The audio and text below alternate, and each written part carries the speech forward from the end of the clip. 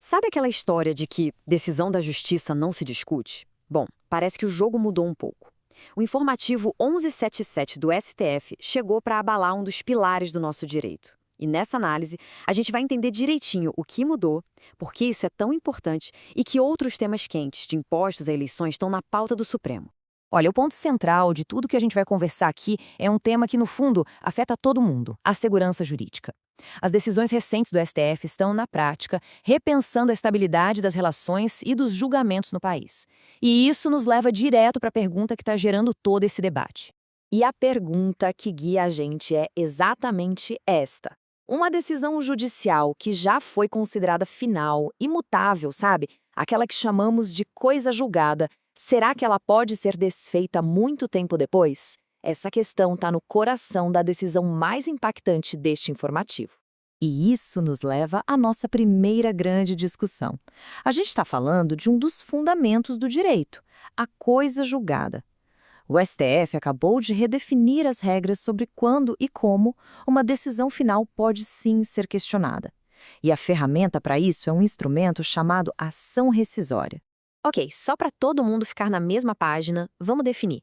A ação rescisória é basicamente uma ação para anular outra ação que já acabou, que não tinha mais recurso.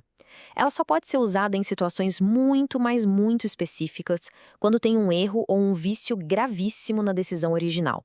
É de fato uma medida excepcional. E aqui está o centro da mudança. No julgamento da ação rescisória 2876, o STF criou novas diretrizes para uma situação bem complexa. O que acontece quando uma decisão se baseou numa lei que, anos depois, o próprio Supremo diz que é inconstitucional? Aquela decisão antiga, baseada numa lei que, na verdade, era errada, deve continuar valendo para sempre? Então, como é que isso funciona na prática? A nova tese tem basicamente 3 partes. Primeiro, o STF pode modular os efeitos, ou seja, ele pode decidir exatamente a partir de quando e para quem a sua nova decisão vai valer, protegendo situações que já estavam consolidadas. Segundo, se o STF não criar uma regra específica, aí a regra geral é clara. Existe um prazo de 2 anos para entrar com ação rescisória e a anulação só pode voltar 5 anos no tempo. E terceiro, um detalhe super importante. Mesmo fora do prazo, ninguém pode ser forçado a pagar uma dívida com base numa lei que já foi declarada inconstitucional.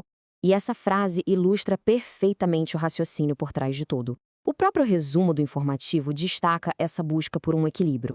De um lado, a necessidade de corrigir injustiças, de não deixar que decisões baseadas em leis inválidas continuem produzindo efeitos. E do outro, a proteção da segurança jurídica, para que as pessoas não vivam com essa incerteza eterna sobre decisões que já tinham sido finalizadas. Agora vamos passar para outros destaques, que mostram como o STF lida com temas que afetam diretamente nosso cotidiano. São os chamados casos com repercussão geral, o que significa que a decisão que sair dali vai servir como um guia para todos os outros tribunais do país em casos parecidos. Primeiro, o tema 487, que afeta o bolso do contribuinte. A discussão aqui é qual é o limite para uma multa fiscal. O Estado pode aplicar uma penalidade tão alta que ela se torna, na prática, um confisco, o que a Constituição proíbe?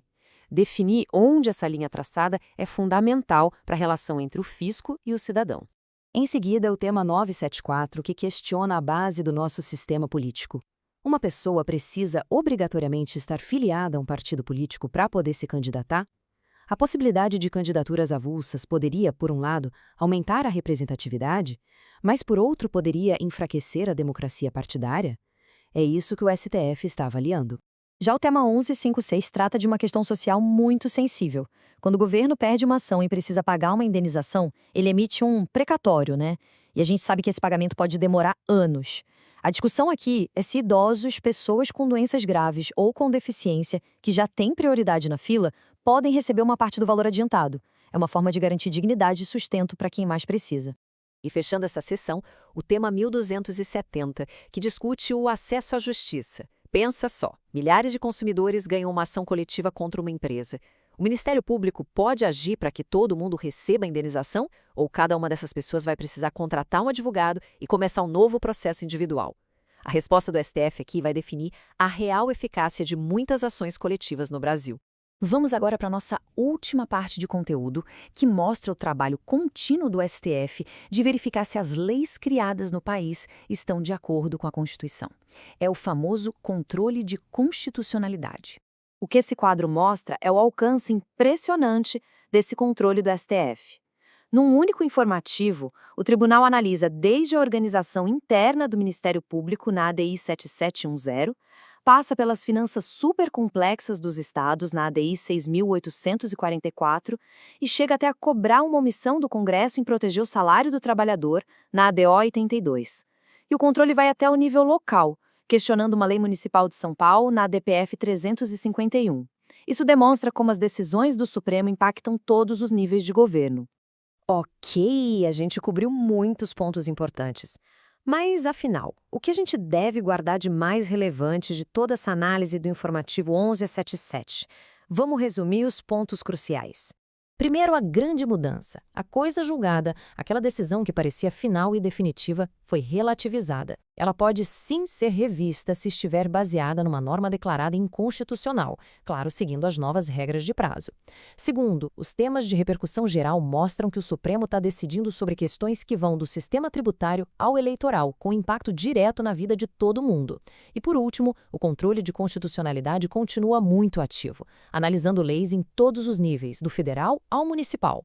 E para a gente encerrar, fica a reflexão. Essa nova regra sobre a coisa julgada, que busca corrigir decisões do passado que hoje são vistas como injustas, ela é um avanço para a justiça? Ou será que, ao permitir que o passado seja reescrito, ela abre uma porta para uma perigosa instabilidade jurídica?